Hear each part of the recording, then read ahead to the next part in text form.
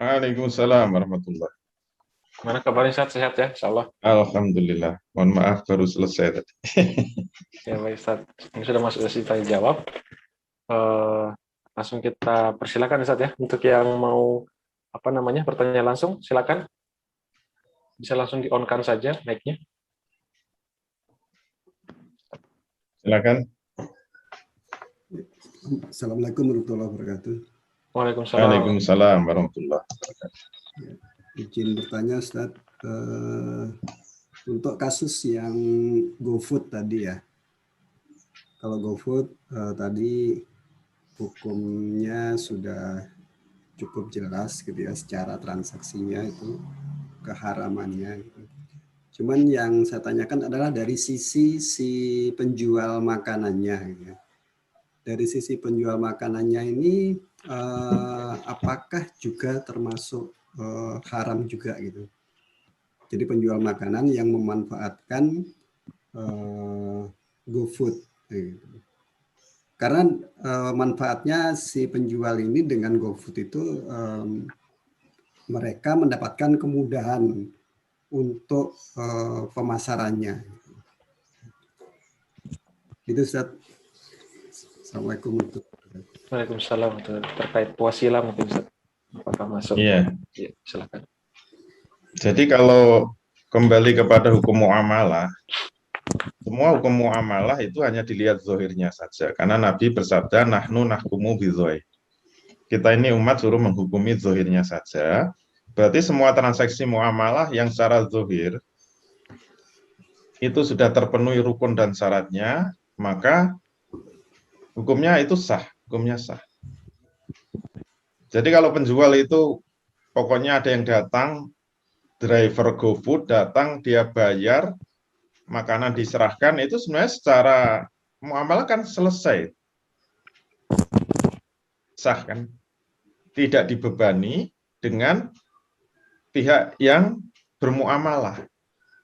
Yang bermuamalah itu duitnya dari mana, memperoleh cara mana, itu sebenarnya tidak perlu tahu. Walaupun dia dapat dari riba, misalnya dia kerja di bank, tidak dibebani pihak satunya. Ini hukum asalnya begitu. Hukum asal muamalah tergantung sah tidaknya rukun dan syarat itu secara zahir. Tetapi memang ada hukum yang lain, yaitu hukum wasilah. Al-wasilatu ilal harami haram. Kalau itu ada unsur wasilah yang bisa mengantarkan kepada keharaman, maka jatuhnya menjadi haram, gitu loh masalah. Oleh karena itu nanti kembalinya kepada fakta. Nah ini kan namanya tatbikul hukmi. Kalau faktanya itu GoFood itu bisa, driver GoFood itu bisa berbagai kemungkinan, tidak hanya dengan multi akad tadi. Kalau GoFood itu hanya satu alternatif, menggunakan GoFood itu pasti multi akad, maka ini ghalabatuzon, kita itu menjadi wasilah yang haram. Jadi wasilah itu bisa haram itu harus sampai level ghalabatuzon, dugaan kuat. Tapi kalau ada alternatif lain, ada kemungkinan-kemungkinan lain, berarti turun derajatnya, tidak ghalabatuzon. Misalnya saja, bisa saja driver GoFood itu ngambil duit dulu dari customernya, kemudian dibelikan. Kalau masih ada alternatif lain, berarti menggunakan GoFood itu masih boleh.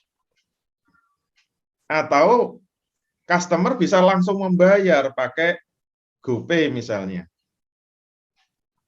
Kalau ada alternatif lain yang bisa membuat multi akadnya itu hilang, maka jatuhnya bisa boleh. Masih boleh. Karena tidak ghalabatuzon. Ini secara tatbikul hukmi begitu. Jadi kembali kepada faktanya. Karena memang sekarang tidak hanya GoFood, ada GrabFood dan sebagainya. Nah, nanti harus dilihat faktanya. masih ada alternatif untuk tidak multi akad atau tidak. Kalau masih ada alternatif lain, sehingga tidak pasti multi akad, itu berarti insya Allah masih boleh. Dan nggak usah tanya-tanya. Tanya-tanya dijawab malah jadi haram. Ini multi akad enggak? Gitu ya. Ini dalam koridor cara melakukan tatbikul hukmi ya. Saya tidak menjawab secara tegas, tapi kembalikan karena kita belajar tatbikul hukmi. Jadi harus dikembalikan kepada faktanya. Gitu ya, Allah. Ada feedback Pak Basuki, silakan. Cukup ya, insya Allah. Alhamdulillah. Baik, berikutnya pertanyaan langsung. Ada lagi barangkali? Kalau tidak ada, ke pertanyaan chat. Ya. Yang pertama dari Pak Puguh dulu. Saya share ke Ustaz ya, dibaca. Dari Pak Puguh, apa hukumnya titip beli barang yang tidak disertai uang titipan beli barang? Misalnya Pak A pergi ke Surabaya dan Pak B titip untuk dibelikan barang tertentu di Surabaya tanpa dititipi uang. Artinya Pak A yang menalangi pembelian tersebut. Pertanyaannya, bolehkah Bapak AA memberikan harga barang tersebut dan ditambah ongkos biayanya? Syukur Ustaz. Just tip barangkali ya, jasa titip. Jasa titip. Ya, harus satu persatu ditelaah. Jadi koridornya apa? Muncul multi akad apa enggak? Kalau misalnya saya titip ya, tolong belikan. Duitnya mana ya? Tolong ditalangi dulu. Oke. Setelah dibelikan, dikasihkan. Duitnya baru diberikan. Boleh enggak? Ya boleh saja. Berarti itu hanya satu akad. Yaitu apa? Titip gitu. Jadi kalau titip saja boleh gitu. Tapi kalau nanti ada unsur jual beli atau ada unsur ijaroh, saya titip ya, tapi harus ada fee-nya. Nah, kalau sudah mengatakan harus ada fee-nya, ini berarti akad itu. Dan itu bisnis kan, itu tijaroh, bukan tabaruah, bukan tolong-menolong. Kalau yang dititipi ngomong harus ada fee-nya berapa? Fee-nya ya 50.000 lah. Tapi tolong ya, ditalangi. Nah, kena multi akad itu. Kena multi akad. Jadi harus dilihat faktanya. Itu hanya tolong-menolong saja, atau itu ada bisnisnya. Yaitu apa? Ada jasa titipnya. Jadi ada jasa membelikan plus jasa menalangi. Nah, itulah yang disebut multi akad. Kecuali kalau titip, ada jasanya, tapi uangnya ditransfer. Nah, itu berarti hanya satu akad, yaitu apa? Jasa membelikan saja, tidak ada talangannya. Nah, itu caranya tatbikul hukmi itu begitu. Jadi kalau ditanya, jangan langsung jawab. Harus tunjukkan faktanya gimana dulu. Sama-sama titip minta belikan bisa halal, bisa haram. Semuanya kembali kepada fakta. Nah, itu yang disebut tatbikul hukmi. Tidak harus mustahid kan?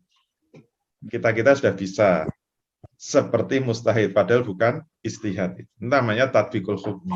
Nah, keren kan? Alhamdulillah, sudah jadi pakar sekarang.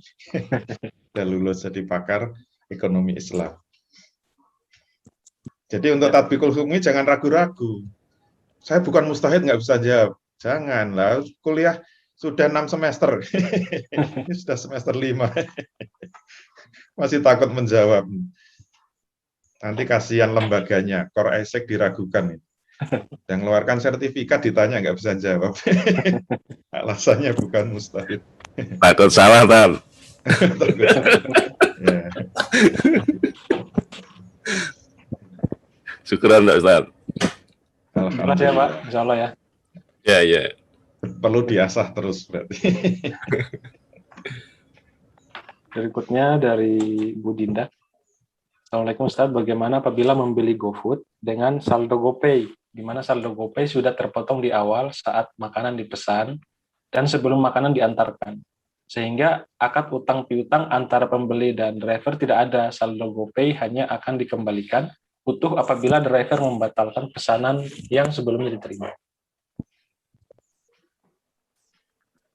Iya, tadi sudah kita jawab kan, kalau memang pembeliannya itu tidak diutangi pakai saldo GoPay kan boleh, berarti hanya satu akad. Kalau GoFood itu ada fasilitas kayak gitu, berarti ada alternatif lain kan. Nah, kalau ada alternatif lain nanti pasang rumah makannya, pasang GoFood bisa itu.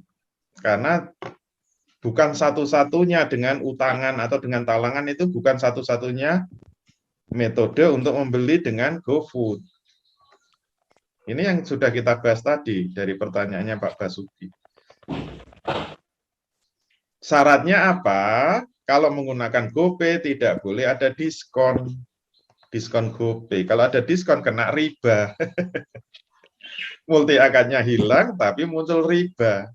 Selama GoPay dipakai itu hanya langsung diambil saldo sesuai harga, itu boleh. Atau dengan transaksi yang lain lah, yang penting itu langsung kepada apa? Kepada penjualnya atau terserah, yang penting tidak ada talangannya. Kalau nggak ada talangan dari driver, itu berarti tidak terkena multi akad. Makanya yang harus dihindarkan, nah ini kalau mau melakukan tatbikul hukmi, pastikan tidak ada multi akad dan pastikan tidak ada riba. Go ahead. Nah, insya Allah sudah jadi pakar ekonomi Islam kan gitu. Mantap, mantap. Ya lulus ya Pak Buku, lulus. Siap menjawab. Insya Allah, Tat. Masya Allah, mantap. Bu Dinda, silakan ada feedback sebelum pertanyaan kedua. Oh, ada yang kedua. Yang pertanyaan kedua cuma untuk klarifikasi yang tadi di slide itu Pak Ustadz, saya cuma kurang jelas aja. Tadi kan disampaikan di slide bahwa qard yang ada di GoPay tersebut secara syariah boleh dimanfaatkan oleh pengguna sebagai harga bagi transaksi jual beli atau ujroh untuk transaksi ijarah. Yang mana ada syaratnya yaitu akan jual beli atau ijarahnya telah terjadi. Bukan akan terjadi. Saya di sini syaratnya kurang paham, maksudnya yang akan terjadi ini seperti apa ya Pak Ustadz?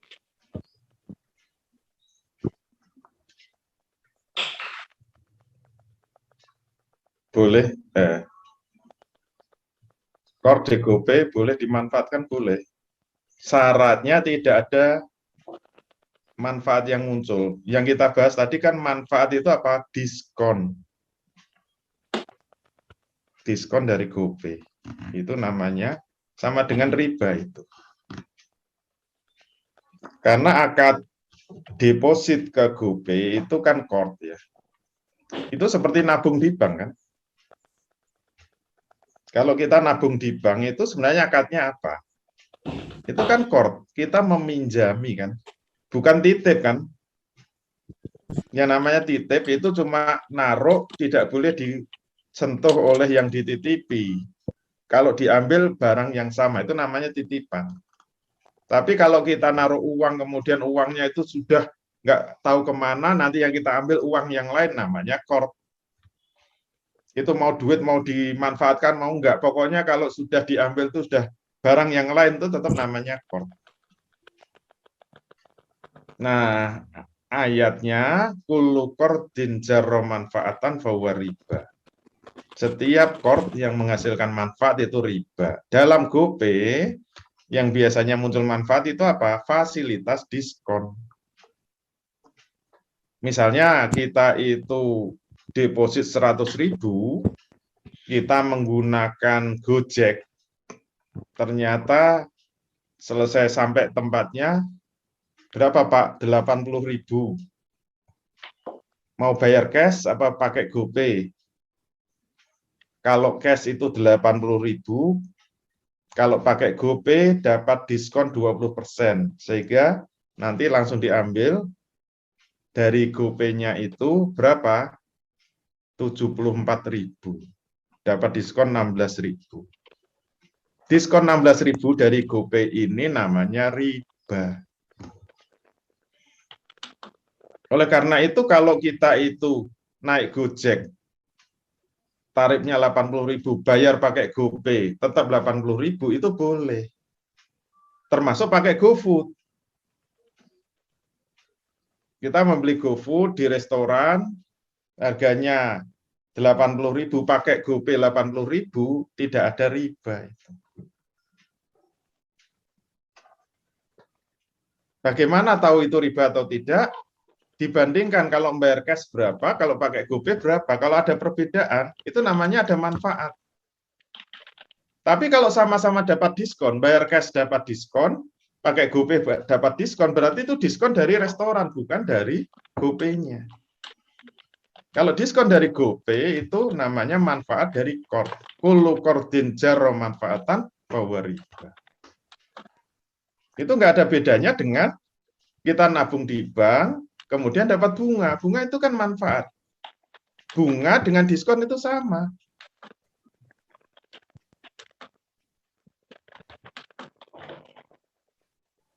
Sama kan?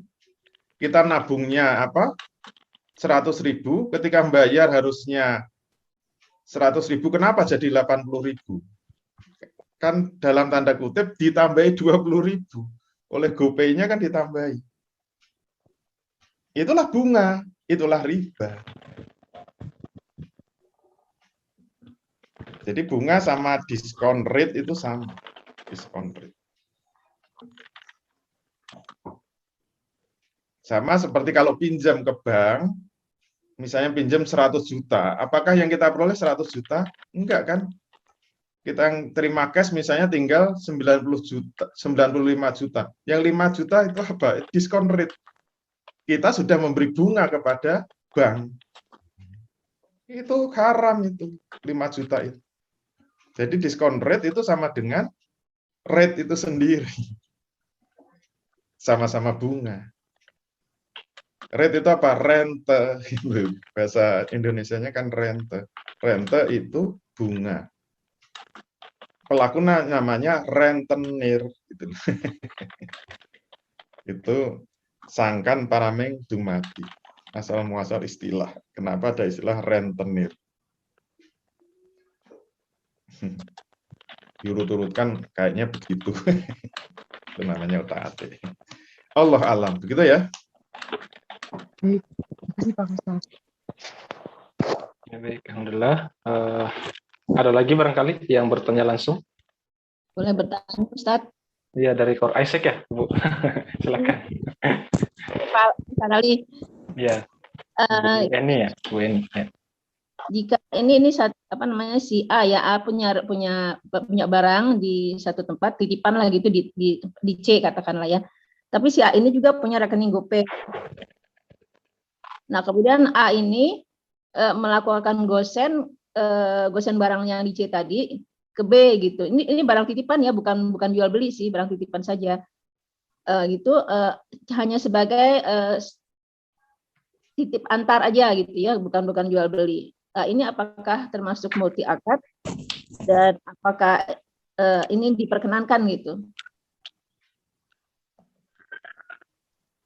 Ya, baik Bu. Yang gosen berarti Bu ya? Yang gosennya ini ya. Iya, iya. Nitip barang, kira-kira multi akad atau bukan? Iya. Dari Kor Isaac kok malah tanya. Namanya jeruk makan jeruk. Nah, harusnya kalau sudah tahu metode tatbikul hukmi itu bisa dicoba untuk menjawab. Nanti bisa Ustadz Puguh suruh menjawab, insya Allah bisa. Gusen itu boleh apa enggak? Kalau faktanya itu tidak ada multi akad, ya berarti boleh. Itu kan cuma mengantar. Mungkin yang bayar itu yang menerima, atau yang membayar yang mengirim. Ya sudah, kan itu cuma satu akad. Menurut saya gosen lebih aman daripada GoFood. Tapi gosen biasanya yang bayar yang terima barang. Tapi dari segi hukum syara, menurut saya gosen lebih aman. Lebih apa? Secara syar'i lebih syar'i daripada GoFood. Gitu ya. Nah, silakan dicoba untuk tatbikul hukmi. Nah, sekarang udah pinter-pinter semua, silakan dicoba. Syaratnya cuma satu, tatbikul hukmi harus tahqiqul manat. Mentahqiq fakta. Manat itu objek hukum. Tahqiq itu berarti menggali fakta, menggali hakikat kebenaran dari objek hukum, itu namanya tahqiqul manat. Syarat mau melakukan tatbikul hukmi harus melakukan tahqiqul manat. Kalau tahqiqul manatnya benar, insya Allah menghukumi itu mudah. Yang penting hukum-hukum syariahnya sudah dikuasai. Nanti hukum-hukum syariahnya itu di semester 6. Karena ini semuanya masalah mikro semua kan, muamalah maliyah. Itu nanti ilmunya di semester 6, kalau sudah semuanya siap tatbikul hukmi. Mantap ya, Masya Allah. Gitu ya, Bu Kor Isaac. Ada tambahan pertanyaan, Ibu? Cukup? Cukup, Ustaz. Ya, baik. Alhamdulillah. Alhamdulillah. Yang sudah lain barangkali? Jadi Kor Isaac. Boleh diskusi, Tat? Oh, Ya, silakan. Ya, seperti apa namanya, emoni juga ya, Tat, ya. Mungkin kalau ada emoni kan kita sama ini kalau kayak GoFood juga. Emoni itu kita top up dulu dengan uang tertentu.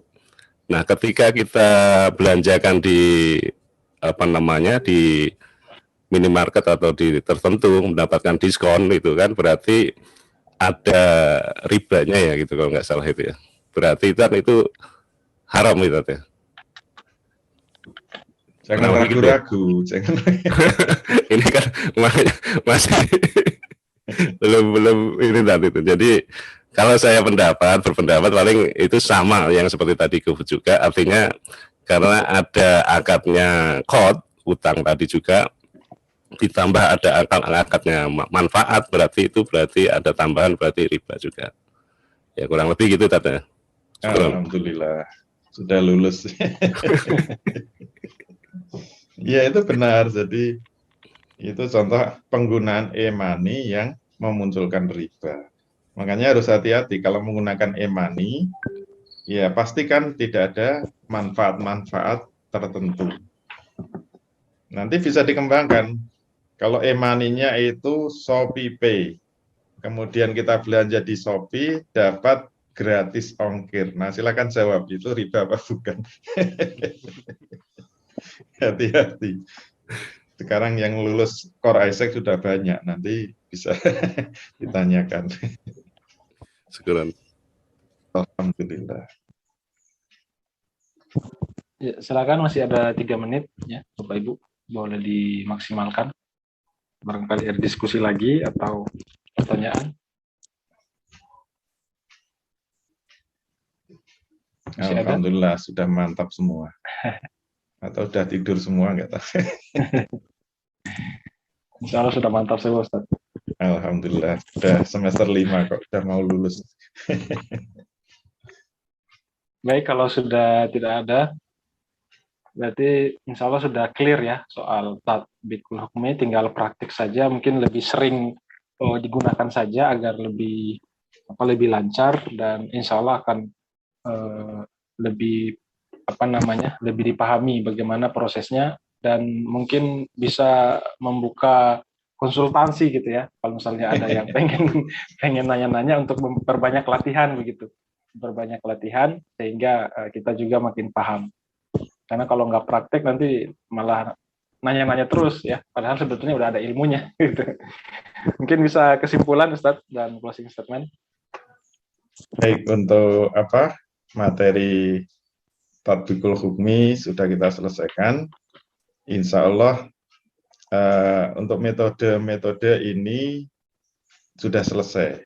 Jadi nanti tinggal ada beberapa tambahan untuk kelengkapan materi metode ekonomi Islam.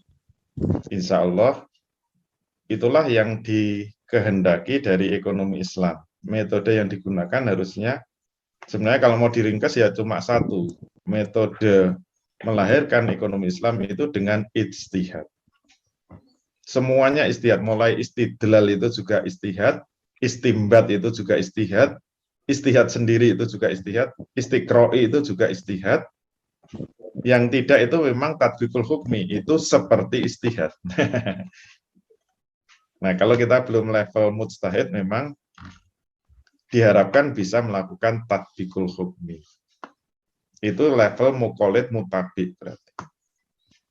Nah, target kita dalam Core Isaac ya minimal melahirkan muqallid mutabi. Syukur nanti naik levelnya menjadi mujtahid mas'alah. Tinggal dikuatkan dalam sakofah Islamiyahnya, terutama bahasa Arab ya. Itu bisa cari kursus yang lain. Demikian dari kami. Terima kasih atas perhatian. Mohon maaf kalau ada kekurangan. Wa'alaikum minkum. Billahi taufiq wal hidayah. Assalamualaikum warahmatullahi wabarakatuh. Waalaikumsalam warahmatullahi wabarakatuh. Baik, alhamdulillah Bapak Ibu, pertemuan ke-8 sudah selesai ya. Berikutnya masih ada 2 pertemuan terkait dengan kawaid ya, kawaid yang kemudian kita coba kaji dan bagaimana mungkin cara menggunakannya. Insya Allah akan dibahas hari Selasa dan juga hari Kamis sebagai penutup. Jadi harap diagendakan, semoga semuanya bisa hadir, semoga semuanya selalu sehat-sehat ya. Karena ini lagi rawan ya, lagi zona merah hampir semuanya. Dan sepertinya penanganannya juga masih belum tahu kejelasannya seperti apa, karena dananya sepertinya sudah habis. Karena itu ya kita harus waspada masing-masing setiap kita, semoga semuanya selalu sehat. Dan kita ucapkan jazakallahu khairan, semoga sehat selalu Ustadz. Kita tutup dengan hamdalah dan doa kafaratul majelis. Alhamdulillahirabbil alamin. Subhanakallahumma wabihamdik, asyhadu an la ilaha illa anta, astaghfiruka wa atubu ilaik. Afa minkum billahi taufiq wal hidayah. Wassalamualaikum warahmatullahi wabarakatuh.